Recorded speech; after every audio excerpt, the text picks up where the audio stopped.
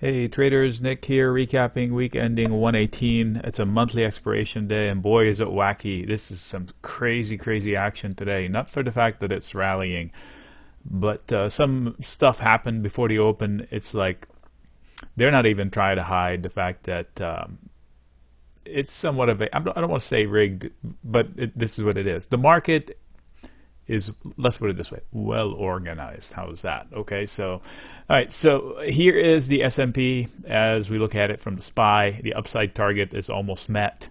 It's into resistance. Why? Because of prior price action. This was a ledge from which we fell and we came back to it. There are some people that are stuck long. They might want to get out, but the fight is definitely in the hands of the buyers these days. Sellers are no longer in control. So let's recap. The day, super green.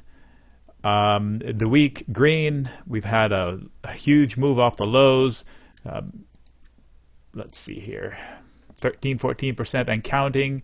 We have big moves between inside some stocks. Tesla down 13%, 12%, whatever it is, right, 11% right now. So bad news there. Netflix trying to shrug off its downfall. American Express has shrugged off its.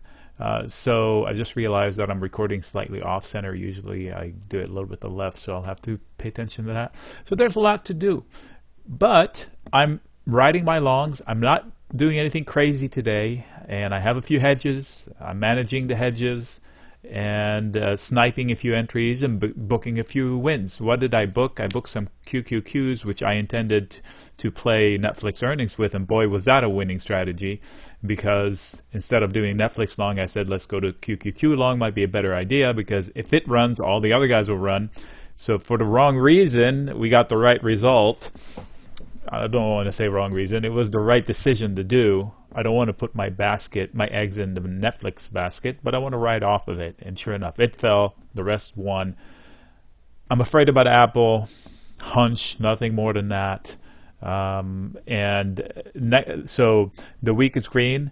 Next week, off Monday, and those tend to bring drama. Short weeks bring drama. Don't ask me why. Every time something happens in a short week. So I don't like to sell iron condors. I may pick a side, and if I want to short the markets here, I'll sell a credit call spread somewhere. If I want to go long the market, I'll sell a credit put spread. If I want to go along this or short that, I'll do it one-sided based on a hunch and trade in and out of it. But I don't want to try to watch every tick next week, because it might be a little more than we expect in a short week. Earnings, I'll share the calendar. There are a few names. There are a few healthcare names. I think a couple of airlines, UNP, which is another transportation. So pay attention there. BMY maybe. So IBB might move. I'm long IBB, so I may want to manage that. ECB rate decision, which I thought was this week's actually next week. That moves currency. That moves bonds. Speaking of bonds, I don't know what they're doing right now, but I did share a short bonds trade via long the TBT, and that should be green. So the bonds are almost at target. And if I look at the TBT, I would get out of it, even though they're still upside. But I'm not an expert. So there's a lot of indecision, and the bond market is so big, we can't really treat it like a regular ticker. Trading-wise, I'll share them in writing. Open interest, which is what the market is expecting for next week. Because of this upside rally so big, there's a lot of trades that need to reset, so there's downside pressure. And this is normal. It may linger. It doesn't have to resolve itself next week. But if we fall into it, there'll be buyers. So there is support. So like, for example, if the SPY, back to the SPY, fell into the 260, 262 area, which is not that far, the neckline from which we broke. So they broke above the neckline. If they test it, it should provide some support. Not a hard line floor, but it's some support. Okay, so this is the big picture. One funky thing happened today, which tells you why the markets are well organized. Let me show you. Okay, this is the S&P. You can't see it. This is where the market opens in the morning. Right here, there was a spike out of nowhere in the SPY to 266.5, 0.54, 0.5, something, 0.55.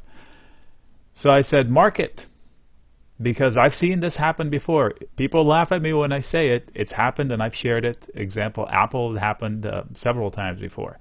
So I said, is this the market maker trying to give us a hint to where they're going by mistake? It's like there's somebody, now boss, and they push the button. Oops, no, I thought you said now boss. And they spent all day to get to it. So 266.55 I think it was, so they overshot by 40 cents. Let's see where they end up as far as the high of the day. Curious thing to happen. Somebody said, oh, it has nothing to do with the price action. I said, well, it's a high coincidence. So I posted it, and I was talking to friends. I said, mark it, and we were just still here. I said, mark this. We opened here, right? And then, boom, this was a headline.